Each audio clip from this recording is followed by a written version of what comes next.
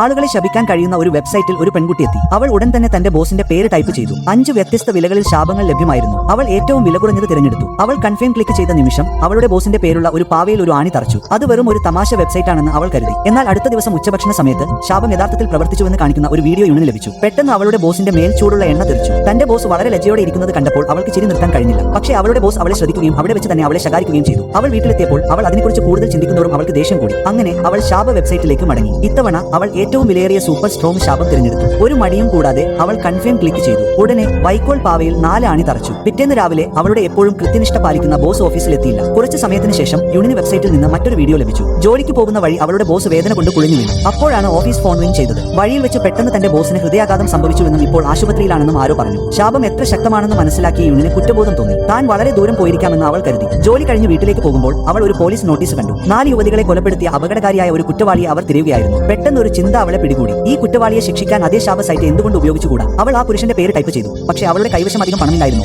അതിനാൽ അവൾക്ക് പതിവ് $5000 ശാപം മാത്രമേ വാങ്ങാൻ കഴിഞ്ഞുള്ളൂ. പാവയിൽ 3 ആണികൾ തറച്ചു. ശാപം ആരംഭിച്ചു. പിറ്റേന്ന് രാവിലെ പോലീസിൽ നിന്ന് രക്ഷപ്പെടാൻ ശ്രമിക്കുന്നതിനിടയിൽ ആ മനുഷ്യൻ ഒരു ജനാലയിലൂടെ പുറത്തേക്ക് ചാടിയതായി വാർത്ത റിപ്പോർട്ട് ചെയ്തു. യൂൺ പെട്ടെന്ന് ലാപ്ടോപ്പ് തുറന്ന് സൈറ്റിൽ നിന്നുള്ള ഇമെയിൽ പരിശോധിച്ചു. കഴിഞ്ഞ രാത്രി കുറ്റവാളി ഓടാൻ ശ്രമിച്ചപ്പോൾ ബാൽക്കണിയിൽ നിന്ന് ചാടി വീണ് കാൽ ഒടിഞ്ഞതായി ഇമെയിലിൽ പറയുന്നു. പതിവ് ശാപം വളരെ ദുർബലമാണെന്നും അത് കുറ്റവാളിയുടെ കാൽ ഒടിഞ്ഞതാണെന്നും യൂണിന് വിശ്വസിക്കാനായില്ല. എന്തായാലും കൂട്ടുകാരെ, ഇതുപോലുള്ള ഒരു ശപിക്കപ്പെട്ട വെബ്സൈറ്റ് കണ്ടെത്തിയാൽ നിങ്ങൾ എന്ത് ചെയ്യുമെന്ന് എന്നോട് പറയൂ.